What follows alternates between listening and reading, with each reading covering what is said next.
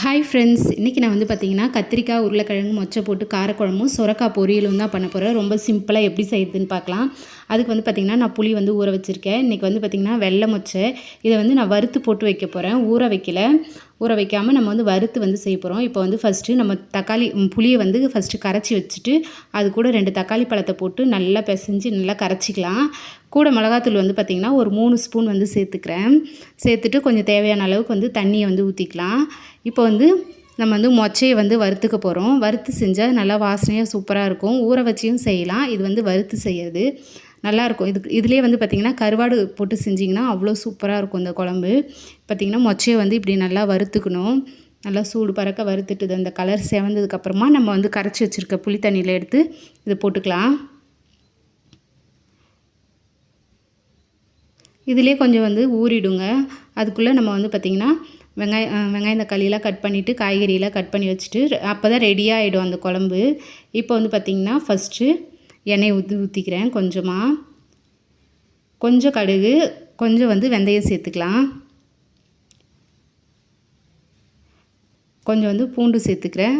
கூடவே வந்து வெங்காயம் நறுக்கி வச்சுருக்க வெங்காயம் வந்து எடுத்துக்கிறேன். 2 வெங்காயம் வந்து எடுத்துருந்தேன். நீட்டாக அரிஞ்சிருந்தேன். கூட கொஞ்சம் கருவேப்பிலை போட்டு நல்லா வதக்கலாம்.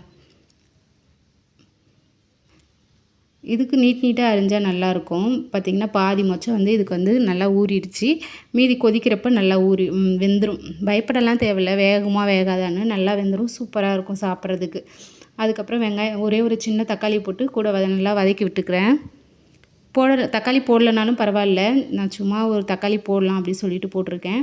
பார்த்திங்கன்னா வெங்காயம் தக்காளி எல்லாம் வதங்கிருச்சு. இப்போ வந்து நம்ம வந்து கூட்டி வச்சுருக்க குழம்பு இதில் ஊற்ற வேண்டியதுதான். ஊற்றி தேவையான அளவுக்கு உப்பு போட்டு நல்லா கொதிக்க வச்சிடணும். நல்லா கொதி வந்ததுக்கப்புறமா இந்த காய்கறியெல்லாம் எடுத்து சேர்த்துக்கலாம்.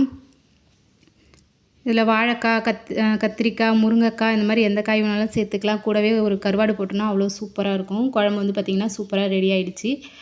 அவ்வளோதாங்க இந்த குழம்பு. இப்போ வந்து நம்ம சுரக்காய் பொரியல் வந்து எப்படி செய்யுதுன்னு பார்க்கலாம். ஒரு கடாயில் எண்ணெய் ஊற்றி கொஞ்சமாக வந்து கடுகு உளுத்தம் பருப்பு போட்டுக்கிறேன். இப்போ ஒரு வெங்காயம் மட்டும் நறுக்கி வச்சதை எடுத்து இதில் போட்டு நல்லா வதக்கிறேன்.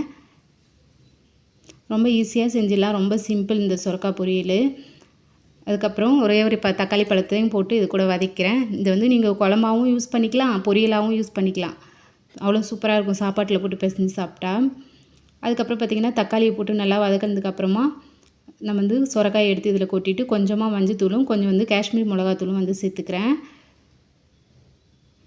நான் வந்து இதில் வேர்க்கடலை வந்து சேர்க்க போகிறேன். அதில் வந்து வேர்க்கடலையை வறுத்து ஒரே ஒரு காஞ்ச மிளகாய் காரத்துக்கு வந்து 1 வந்து சேர்த்து வறுத்து வச்சுருக்கேன். அதுதான் இதில் வந்து சேர்க்க போகிறோம். சூப்பராக இருக்கும் இந்த பொரியல். இப்போ வந்து நல்லா வதக்கி விட்டதுக்கப்புறமா நம்ம வந்து தண்ணியை ஊற்றி வேக வச்சிடலாம். கொஞ்சம் உப்பு போட்டு நல்லா வேக வச்சிடலாம். கொஞ்சமாக தண்ணி ஊற்றுங்க, சுரக்காய் வந்து சீக்கிரம் வெந்துடும். பார்த்திங்கன்னா வேர்க்கடலை வந்து ஒரு காஞ்ச மிளகாய் போட்டு நல்லா வறுத்து வச்சுருக்கேன். அவ்வளோதான் ஃப்ரெண்ட்ஸ். இப்போ வந்து பார்த்திங்கன்னா வேர்க்கடலை வந்து நல்லா ஒன்றும் பாதியமாக வந்து குறன்னு அரைச்சி வச்சுருக்கேன். இப்போ வந்து இந்த சுரக்காய் வந்து நல்லா தண்ணி இருத்துருச்சு. இப்போ இந்த டைமில் வந்து இதை போட்டு கிளறினீங்கன்னா கரெக்டாக இருக்கும்.